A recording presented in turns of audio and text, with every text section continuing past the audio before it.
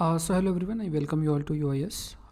सो 9 PM prelims के series के अंदर let's discuss the first topic. ये आपका इंडियन एक्सप्रेस के अंदर पब्लिश हुआ है, development of great Nicobar strategic imperatives and ecological concern. तो इस पे देखो, with reference to the great Nicobar consider the following statement. The southern most of the Andaman Nicobar island, ये जो है सदर्न मोस्ट पार्ट है अंडमान निकोबार आइलैंड का। Andaman Nicobar islands are a cluster of about 836 islands in the eastern bay of Bengal. The two groups which are separated by 150-kilometer wide 9-degree channel. Indira Point on the southern tip of the Great Nicobar Island is the Indian southernmost point, less than 150 kilometre from the northernmost island of the Indonesia archipelago. तो देखो इसमें क्या है, जो great Nicobar है ये southern most part है Andaman Nicobar island का, जो कि बे ऑफ बंगाल रीजन के अंदर लोकेटेड है। एंड यहाँ पे if you see the second statement, it states that Andaman Nicobar Island are the cluster of about 836 islands, the eastern Bay of Bengal, the two group of which are separated by 150 kilometre wide 9-degree channel. तो यहाँ पे जो great Nicobar है, it's a southern most of Andaman Nicobar island. इसका जो area है लगभग 910 square kilometre का है। अंडमान और निकोबार आइलैंड है, अगर हम बात करें, जो कि अगेन जो कि eastern bay of Bengal region के अंदर लोकेटेड है, और दोनों जो है सेपरेटेड है बाय द 150 किलोमीटर वाइड। यहाँ लिखा 9 डिग्री, तो it's not 9 degree, it's a 10 degree channel. तो ये पॉइंट याद रखना है कि Andaman Nicobar island eastern bay of Bengal region में, और दोनों ग्रुप जो है they are separated by 10 degree channel. तो ये स्टेटमेंट आपका गलत हो जाता है।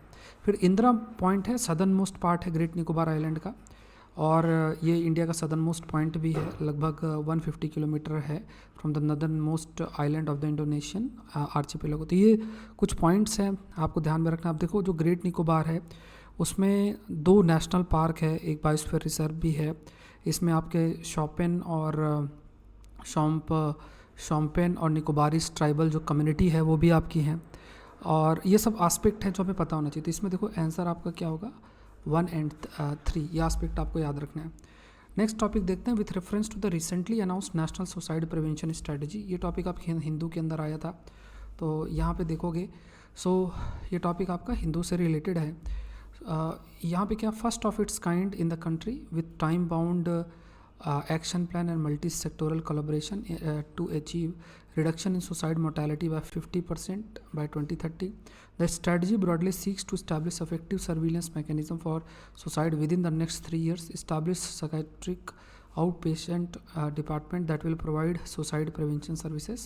So the district health mental health program in all districts within the next 5 years, and to integrate a mental well-being curriculum in all educational institution within the next 8 years। अब देखो यहाँ पे पहला देखो, इसमें देखो अगर ये national suicide prevention strategy plan, अगर ये स्टेटमेंट रीड करते तो क्या कहता है कि अफेक्टिव सर्विलेंस मैकेनिज्म है कि नेक्स्ट 3 years के अंदर किस तरीके से अगर जहाँ भी सुसाइड हो सकता है वो नज़र रखना, उन सारी चीज़ों पे एक अफेक्टिव सर्विलेंस लेकर रखना। और इसमें लिखा है कि ये first of its kind program है जिसमें रिडक्शन 50%। देखो खुद आप इमेजिन करो, इतने समय में मोर्टेलिटी सुसाइड की वो एकदम से 50% से रिड्यूस नहीं हुआ। यहाँ पे भी टारगेट मात्र जो रखा गया है वो 10% का टारगेट रखा गया।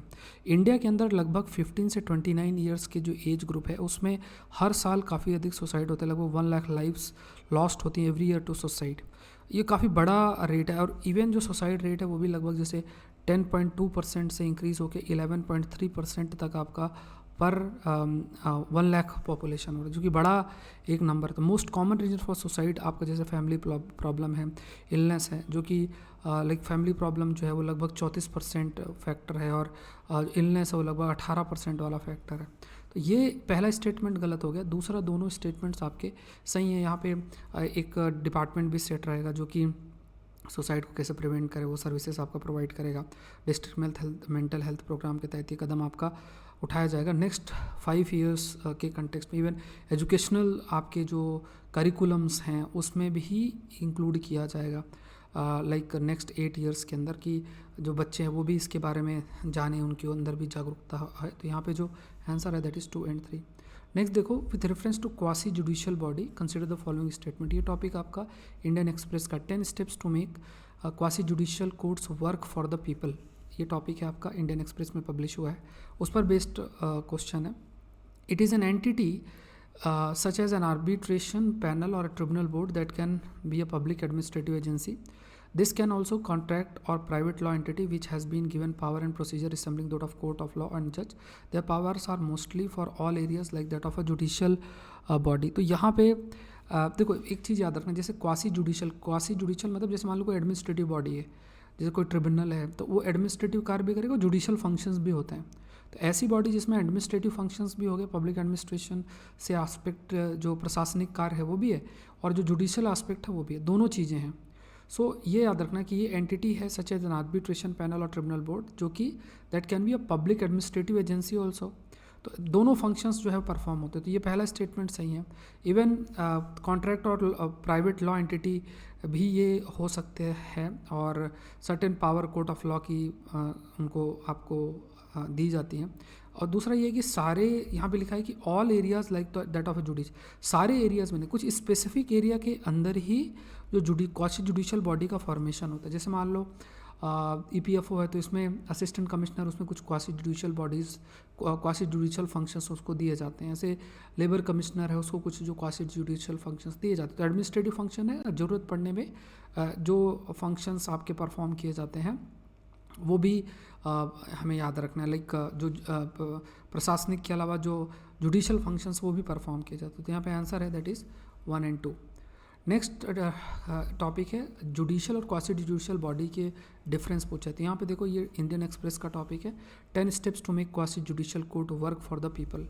India has improved its position by 6 slot and is now placed at 21st rank.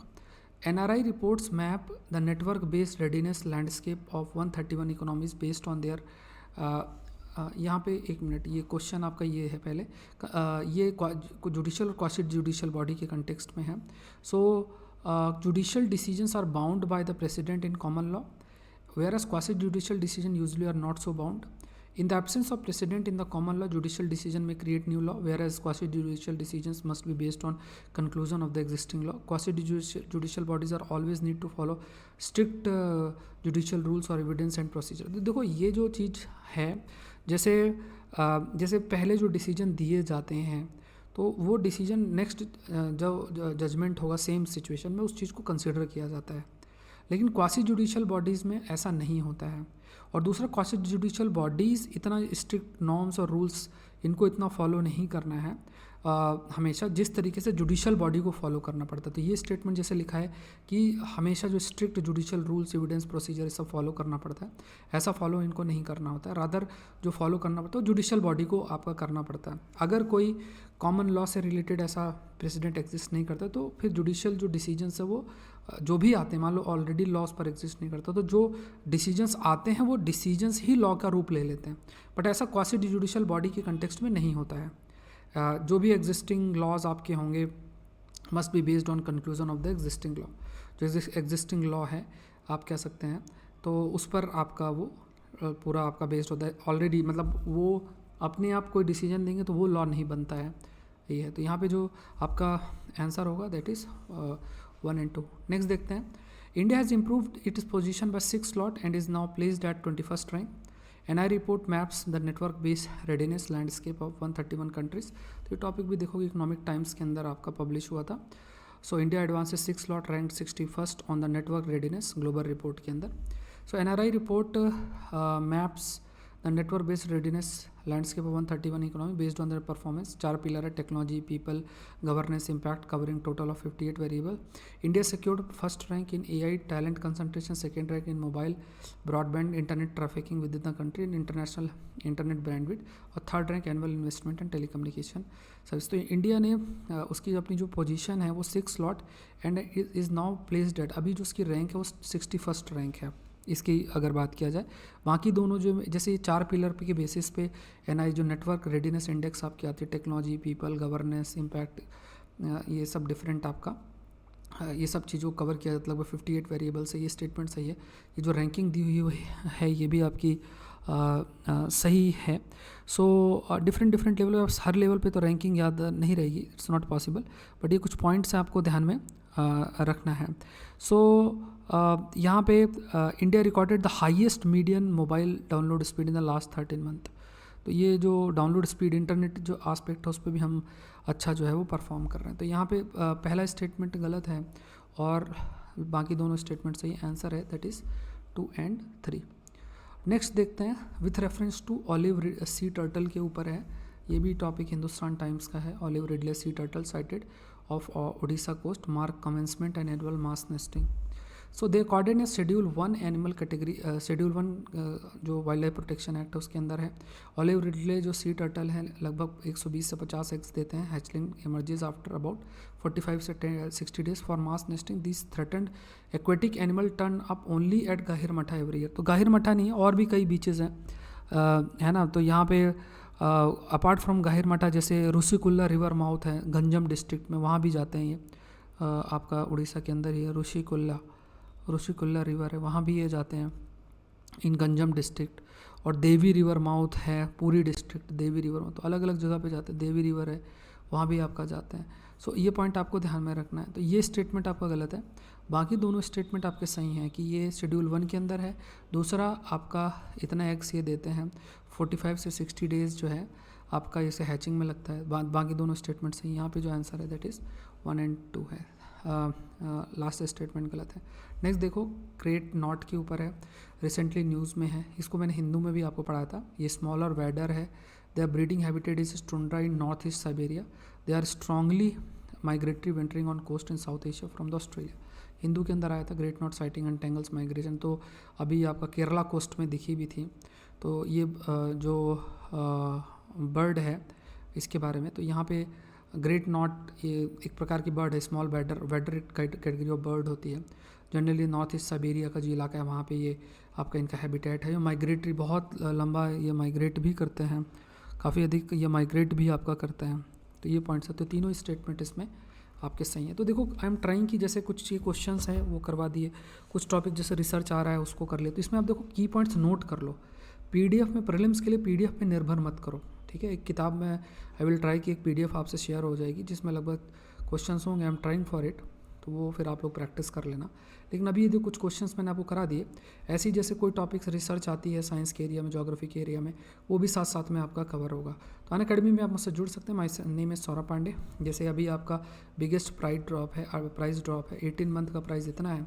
अभी देखो 18 मंथ में लगभग हर महीने बैचेस लॉन्च होते हैं। तो आप ये मानो कि आप लगभग 24 बैचेस मान लो, हर महीने 2 बैचेस आएंगे तो 24 बैचेस हो जाएंगे। तो ये इतने बैच कोर्सेस आएंगे, इंडिविजुअल कोर्सेस आएंगे, सब कुछ आप एक्सेस कर सकते हो। तो ये कॉम्बो का मतलब इसमें ऑप्शनल भी इंक्लूडेड है।